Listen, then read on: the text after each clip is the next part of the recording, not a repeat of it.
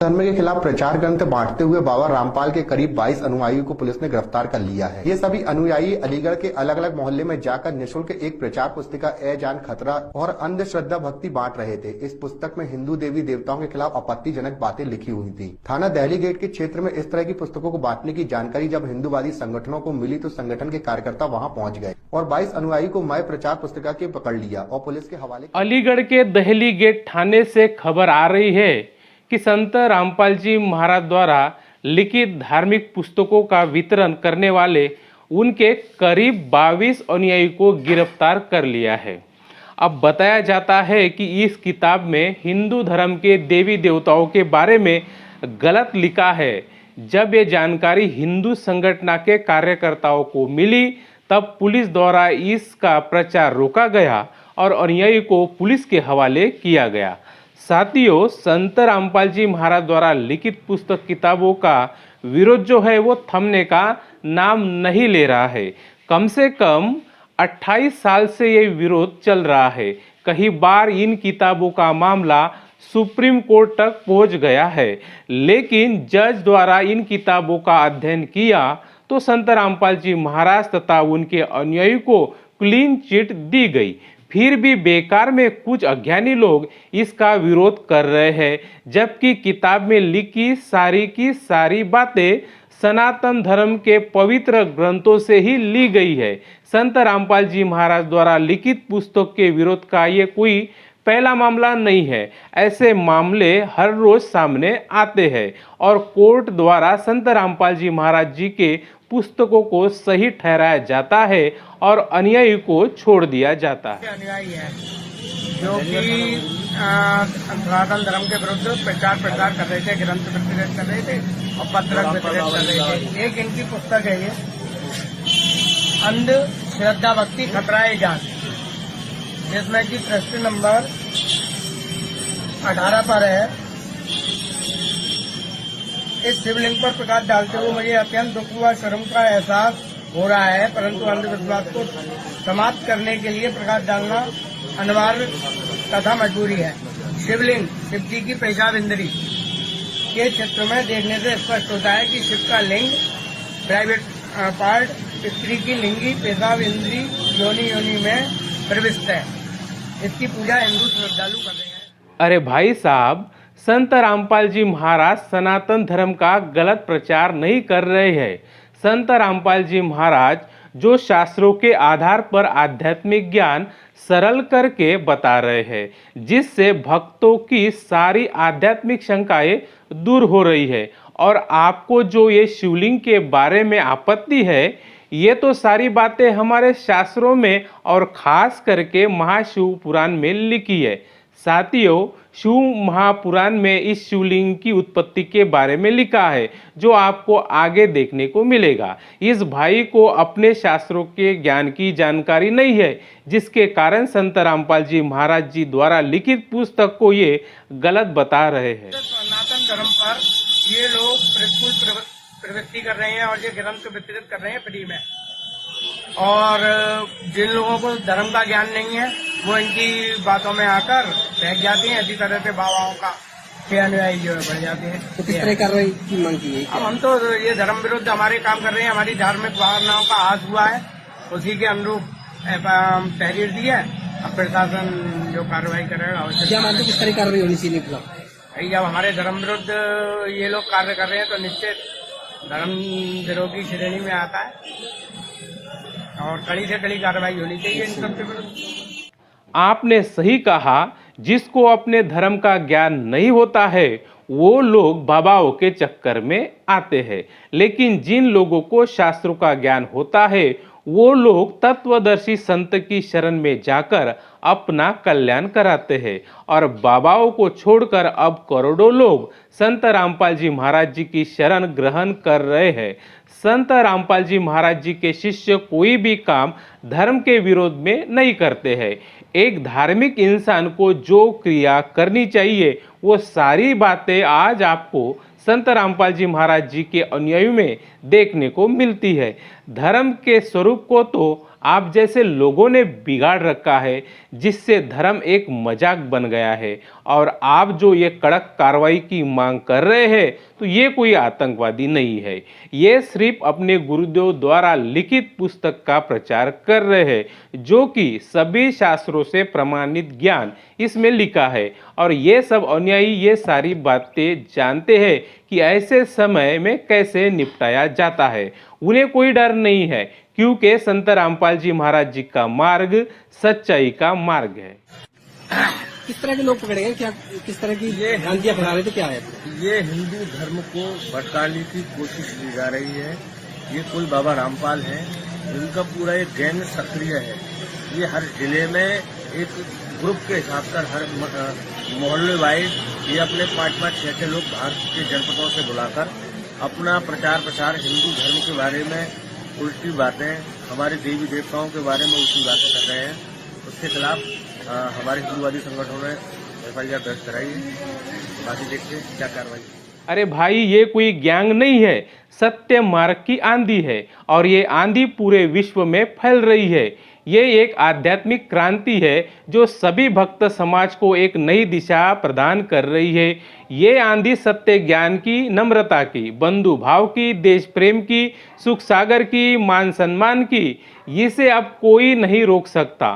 संत रामपाल जी महाराज जी के अनुयायी ने पहले सभी पुस्तकों का अच्छे से अध्ययन किया है, जब जाके अब वो इन पुस्तकों को घर घर जाके बांट रहे हैं, और लोग इसे पढ़कर अपने शास्त्रों से मिलाकर सनातन धर्म को आगे बढ़ा रहे हैं। आपसे प्रार्थना है कि बिना सोचे समझे किसी पर आरोप मत लगाए। पहले संत रामपाल जी महाराज द्वारा लिखित किताबों का अध्ययन करे और फिर कोई उसके बाद एक्शन ले। गुरुजी कौन है आपके? गुरुजी हैं तत्वदर्शी संत रामपाल जी। किस केस में बंद है वो अभी?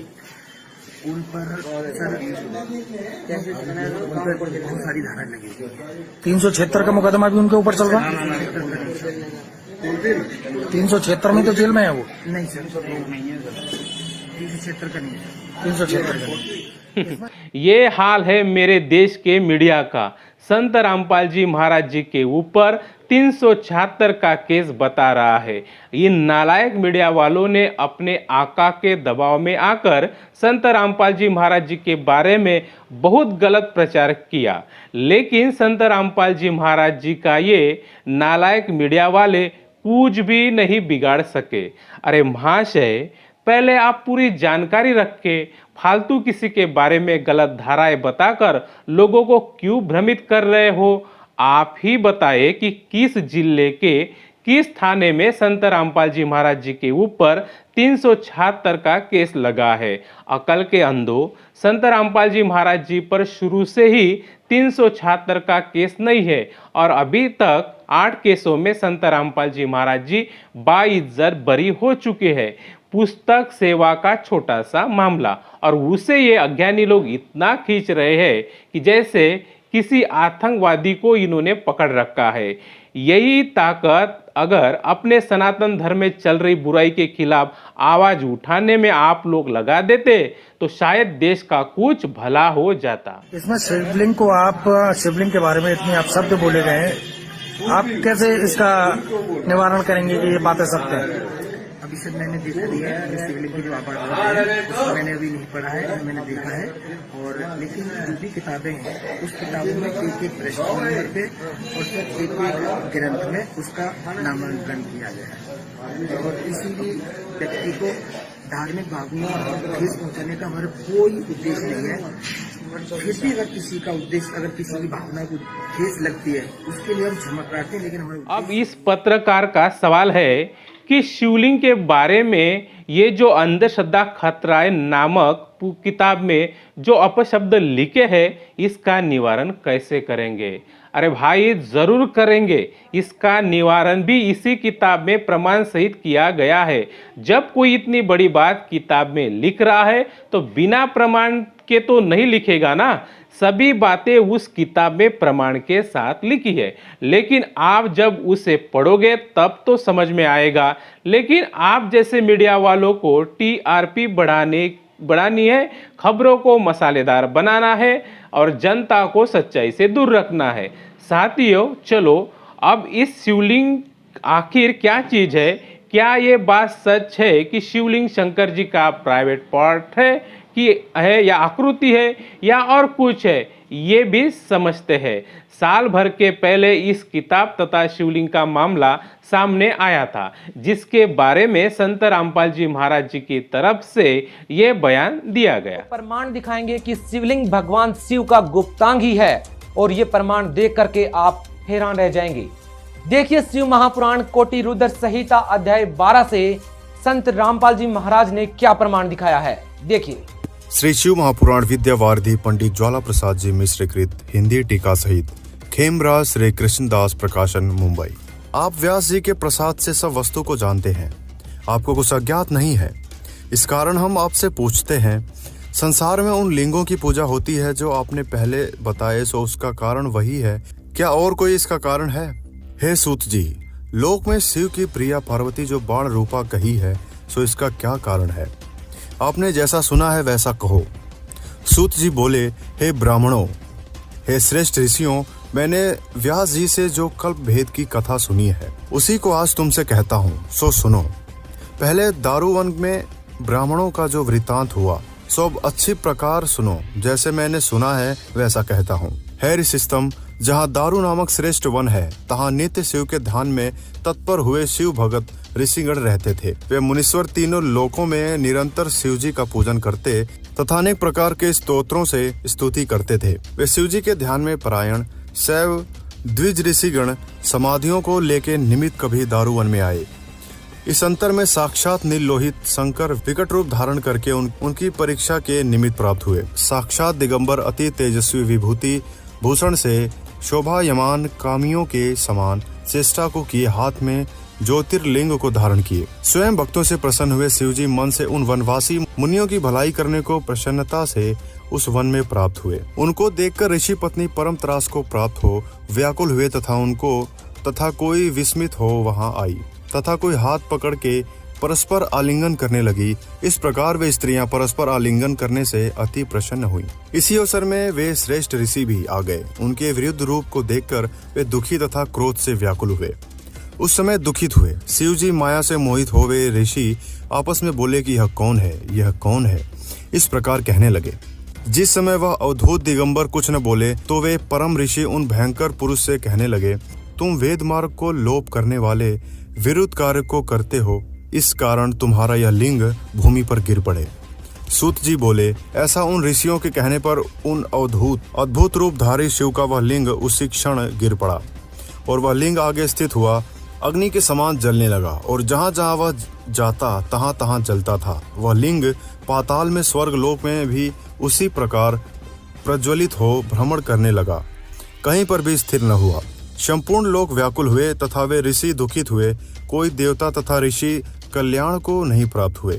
जिन्होंने शिवजी को नहीं जाना वे संपूर्ण देवर्षि दुखित हुए, परस्पर मिलकर तत्काल ब्रह्मा की शरण में गए। वहां जाकर वे सब ऋषि आदि ब्रह्मा को नमस्कार कर तथा उनकी स्तुति करके सृष्टि करने वाले ब्रह्मा जी से वह वृतांत कहने लगे। ब्रह्मा जी उनके वचन को सुनकर शिवजी माया से मोहित हुए।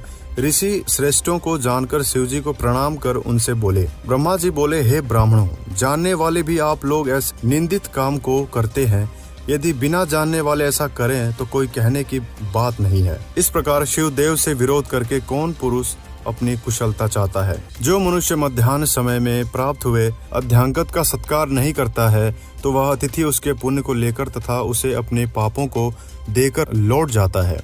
यदि साक्षात शिवजी आवे तो फिर क्या है? मैं तुमसे यह सत्य कहता हूँ कि जब तक तीनों लोकों में यह शुभ लिंग कहीं स्थिर नहीं होता है तब तक आप ऐसे उपाय करें कि जिससे इस लोक में स्वास्थ्य हो। हे ऋषियों, शिव के ज्योतिर्लिंग को मन से ध्यान से करो। सुत जी बोले।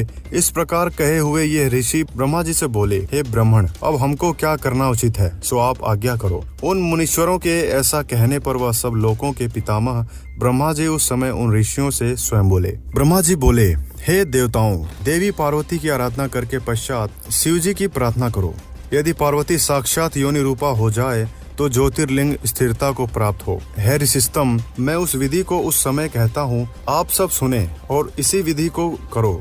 तब वह पार्वती जी प्रसन्न होंगी। एक गढ़ को स्थापन करके उत्तम 8 दल करके दुर्वा जो के अंकुरों सहित उसमें तीर्थों के जल को भरो। तत्पश्चात वेद मंत्रों से उस कलश को सेचन कर शास्त्रोक्त विधि से शिव का स्मरण करने से उसकी पूजा करो।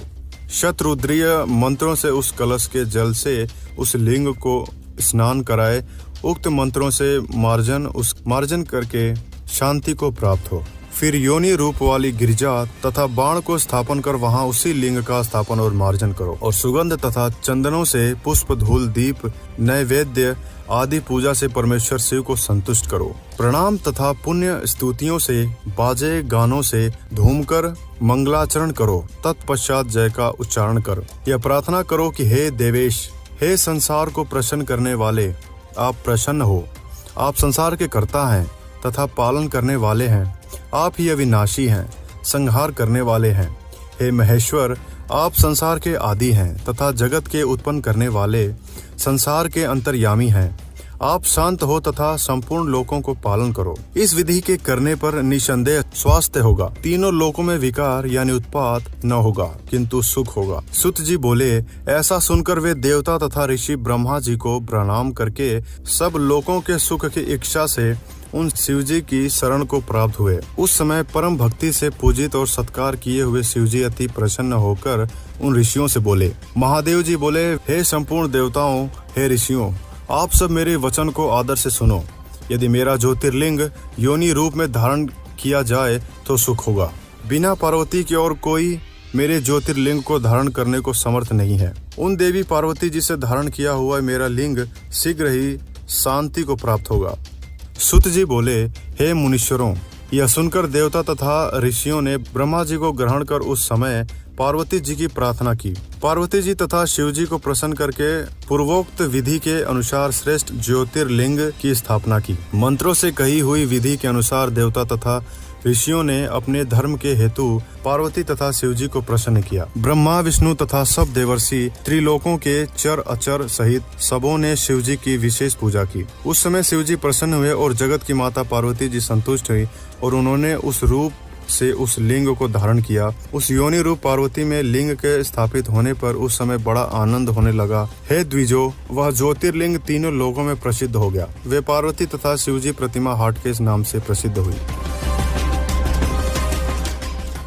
साथियों, देखा आपने, शिवलिंग की जानकारी हमारे शास्त्रों में भी ऐसी ही लिखी है। और संत रामपाल जी महाराज किसी धर्म के बारे में गलत क्यों बोलेंगे? संत रामपाल जी महाराज जी के ज्ञान का विरोध वो लोग करते हैं जिनकी दुकानें अज्ञान पर टिकी है।